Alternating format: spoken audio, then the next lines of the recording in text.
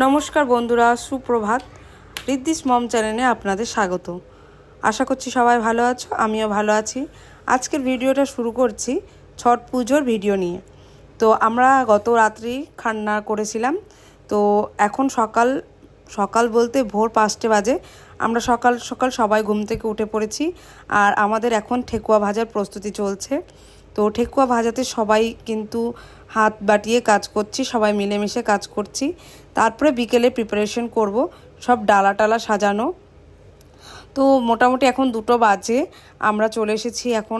আমরা এখন রেডি করছি ডালা। এক একটা ডালাতে সব রকম ফল এবং অনেক রকমের সবজিও থাকে। তো এইভাবে আমরা ডালাগুলো সাজাই। আমাদের মোটামুটি 5 থেকে 7টা ডালা রয়েছে। তো আমরা এখন বিকেল 4টে বাজে, আমরা সবাই কিন্তু চলে এসেছি নদীর ঘাটে।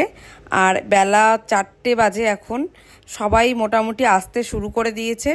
আমরা অনেকটাই আগে চলে এসেছি। আর এই হচ্ছে আমাদের ঘাট, যেখানে আমরা ছট পুজোটা করছিলাম।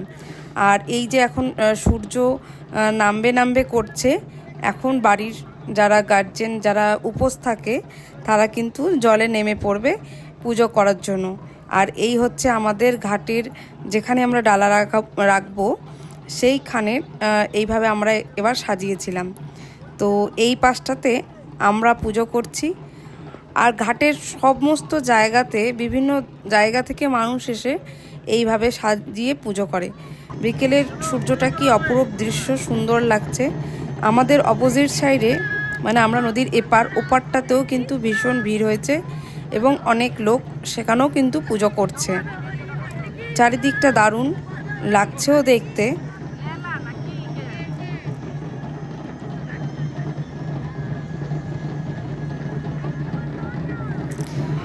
তো সবাই কিন্তু জলে নেমে পড়েছে। যারা যারা পুজো করছে তারা কিন্তু সবাই নেমে পড়ছে। সূর্য ডুবে গেছে, যার জন্য যারা পুজো করছিল তারা সবাই উঠে পড়ছে।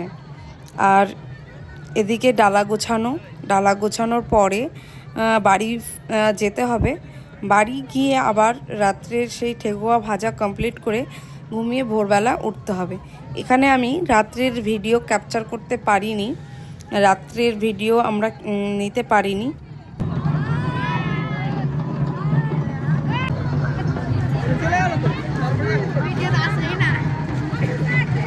রাত এখন 3:30 বাজে। আমরা কিন্তু আবার ঘাটের উদ্দেশ্যে রওনা দিয়েছি। এই হচ্ছে রাত্রে রাস্তার ভিউ। যারা যারা পুজো করে তারাই কিন্তু রাত্রে দেখা যাচ্ছে। বলতে গেলে আজকের রাত্রে অনেকটাই ভিড় থাকে, লোকজন সারা রাতই কম বেশি রাস্তায় দেখা যায়। আর এই হচ্ছে সবথেকে খুব সুন্দর সময়টা, যেই সময়টা ঘাটটা দেখতে খুবই সুন্দর লাগে। চারিদিকটা সেই প্রদীপ ধরানো আর মোমবাতির আলোতে, আর এদিকে সব বাজির আকাশ আলোকিত হয়ে থাকে।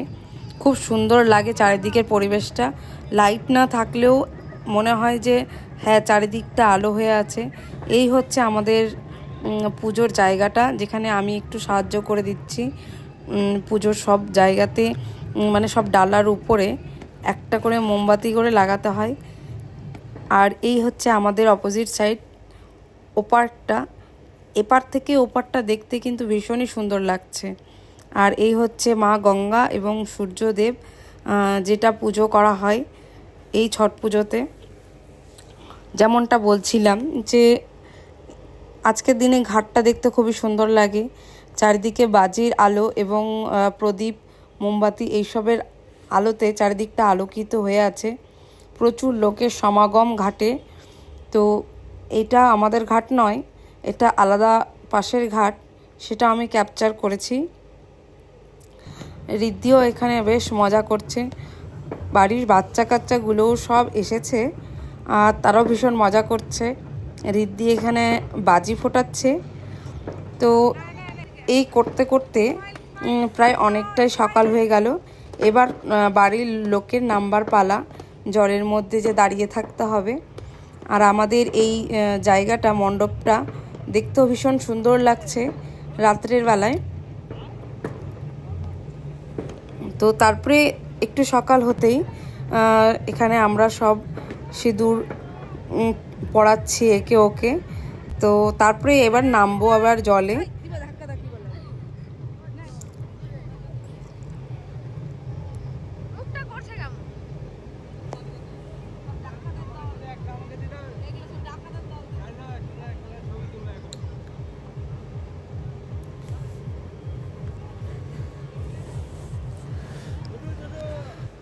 ফাইনালি আমরা জলে নেমে পড়েছি, আর রামবাবু সাঁতার কেটে নদীর ওপারে যাচ্ছে।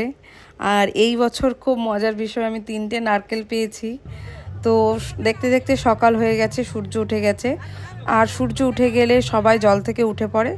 তারপরে ডালাতে সব দুধ দিয়ে এক এক করে ডালা গোছানো হয়, তারপরে বাড়ি। তো এই ছিল এবার 2023-এর ছট পুজো। ভীষণ ভালোভাবে কাটলো, আশা করি আগামীতেও খুব ভালো কাটবে।